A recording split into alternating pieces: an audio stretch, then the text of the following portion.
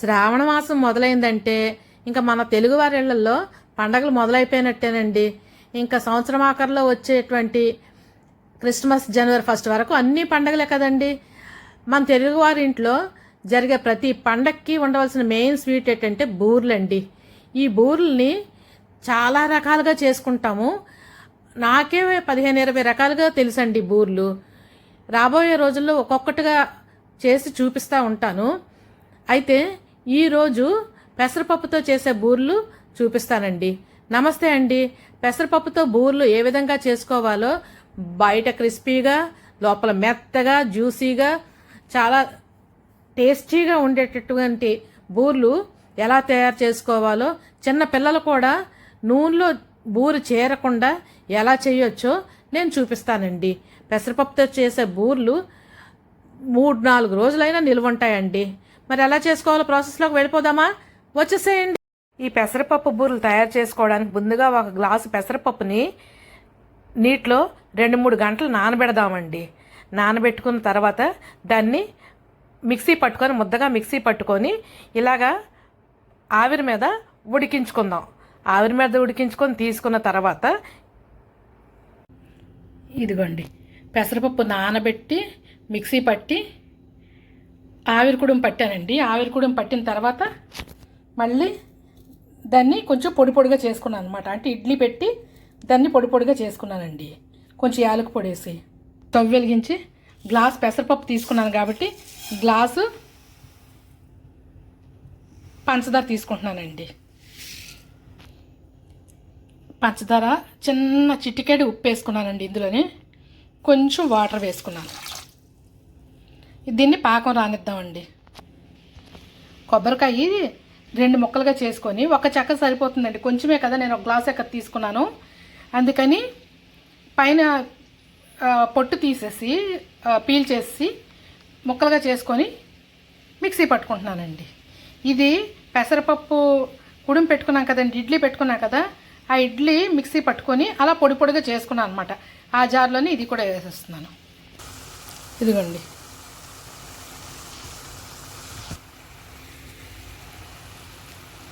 కరుగుతున్న పంచదారలోకి mixie పట్టుకున్న కొబ్బరికూర కూడా వేసుకున్నానండి. కొబ్బరికూర పంచదార చూడండి చక్కగా ఉడుకుతుంది. కొంచెం దగ్గర పడినిచ్చి అప్పుడు మనం ఈ పెసరపప్పు పొడి, అంటే అది ఇడ్లీ పెట్టుకున్నాను కదండి, ఇడ్లీ పెట్టుకుని అది మెత్తగా పొడిలాగా చేసుకున్నాను అనమాట.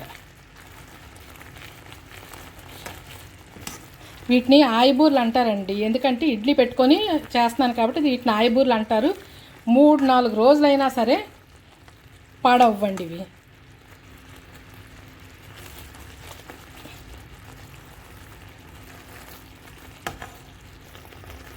చూడండి చక్కగా అవుతుంది కదా. ఇప్పుడు దీన్ని ఇలా గిన్నెలో చిన్న వాటర్ వేసుకొని ఇలాగంటే కొంచెం ఇక చూసారా విడిపోకుండా ఉండలాగా వచ్చేస్తుంది అనమాట. ఇలాంటప్పుడు ఆపేసుకోవచ్చు.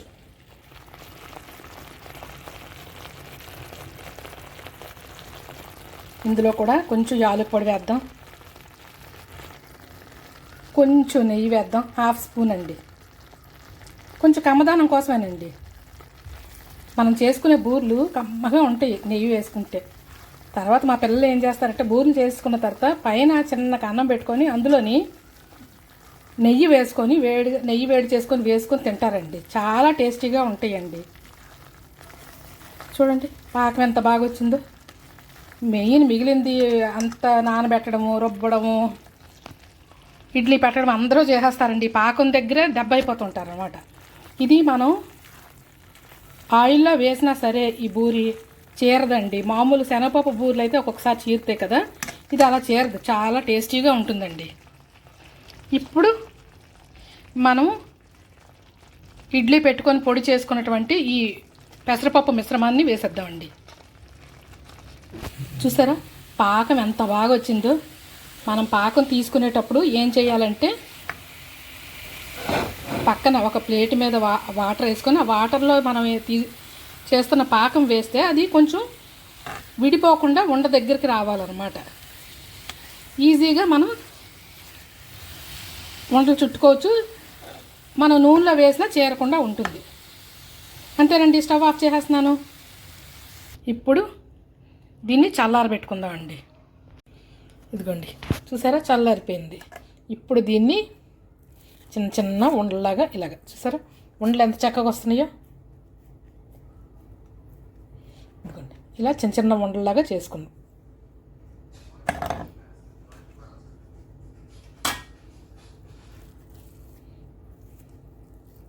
మీకు కావాల్సిన సైజులో చేసుకోవచ్చు అన్నమాట ఉండలు. ఇలా ఇదంతా పిండి అంతా ఉండలు చేసి మీకు చూపిస్తాను. ఇదిగోండి, చూడండి ఎంత చక్కగా ఉండలు వచ్చాయి. ఇప్పుడు స్టవ్ వెలిగించుకొని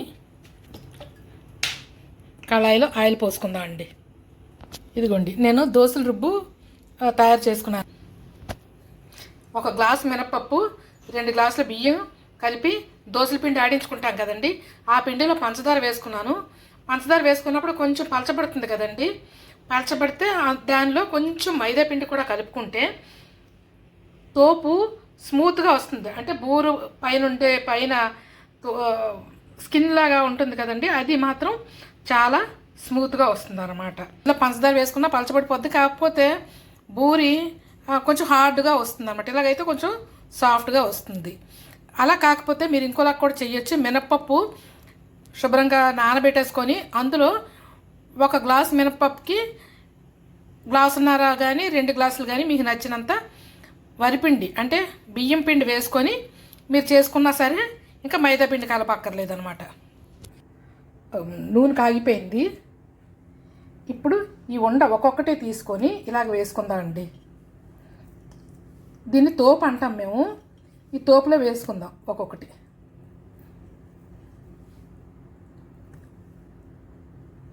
వేసుకొని నూనె కాగిపోయింది కదండి. ఇప్పుడు దీనికి చుట్టూ ఈ పిండి ఉండేటట్టుగా చూసుకొని ఇంకండి చుట్టూ ఈ పిండికి ఆ తోపు పట్టేటట్టుగా చూసుకొని ఇదిగోండి ఇలాగ అనుకోవాలి. ఇలాగ అనుకుంటే తోకలు రాకుండా ఉంటాయి అన్నమాట. ఇదిగోండి ఇలా వేయాలన్నమాట.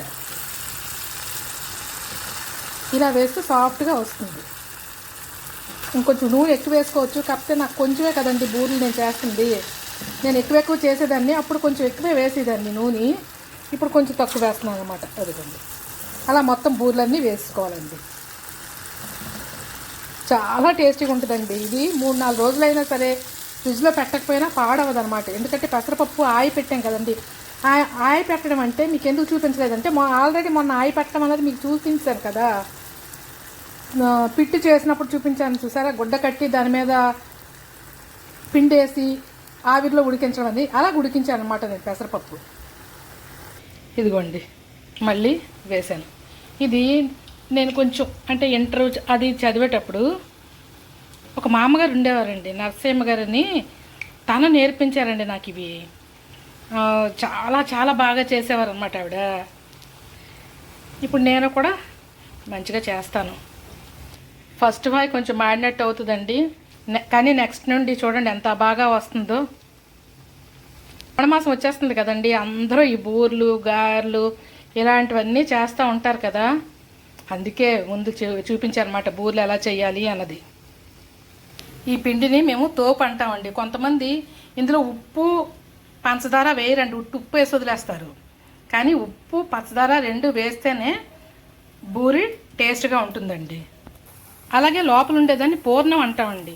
ఆ పూర్ణంలో కూడా పంచదార వేసి వదిలేస్తారు కాదు, కానీ కొంచెం ఉప్పు కూడా వేస్తేనే టేస్ట్ ఉంటుందండి. ఏ స్వీట్కైనా కొద్దిగా ఉప్పు చేర్చి చూడండి, దాని టేస్ట్ నెక్స్ట్ లెవెల్కి వెళ్ళిపోతుందండి.